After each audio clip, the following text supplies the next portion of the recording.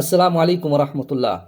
দর্শক, আপনি ডিপ্রেশন, হতাশা, দুশ্চিন্তা ইত্যাদির মধ্যে ভুগছেন। আপনার জীবনে অন্ধকার নেমে এসছে। আপনার এই ধরার বুকে আর বাঁচতে ইচ্ছা করছে না। এই ধরার বুক থেকে আপনার বিদায় নিতে ইচ্ছা করছে।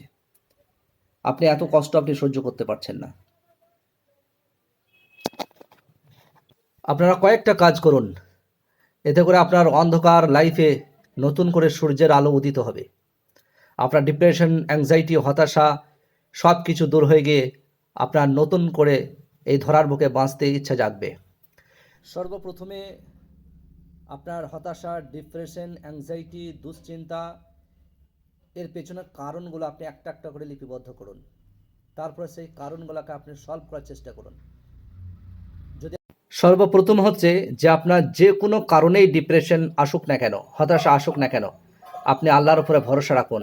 আল্লাহ পাকের উপরে আস্থা রাখুন এবং তকদিরের উপরে বিশ্বাস রাখুন যে আমার এটা তকদিরে লেখা ছিল, এই জন্য হয়ে গেছে। কোনো সমস্যা নেই, একদিন আল্লাহ পাক আমাকে এই সমস্যা থেকে উদ্ধার করবেন, এরকম আস্থা, বিশ্বাস, দৃঢ় বিশ্বাস রাখুন। তারপরে আপনারা বেশি বেশি করে জিকির করুন, আল্লাহ পাকের জিকির করুন। তারপরে হচ্ছে আপনারা ফজরের নামাজে উঠুন, ফজরের নামাজ পড়ে রিজিক তালাশের জন্য বেরিয়ে যান এবং 1 ঘন্টা হার্ডলি এক্সারসাইজ করুন, শ্বাসের ব্যায়াম করুন এবং মুরাকাবা করুন। দেখবেন আপনার জীবনে প্রত্যেকটি দুশ্চিন্তার যে কারণ সেগুলো একটা একটা করে দূর হবে।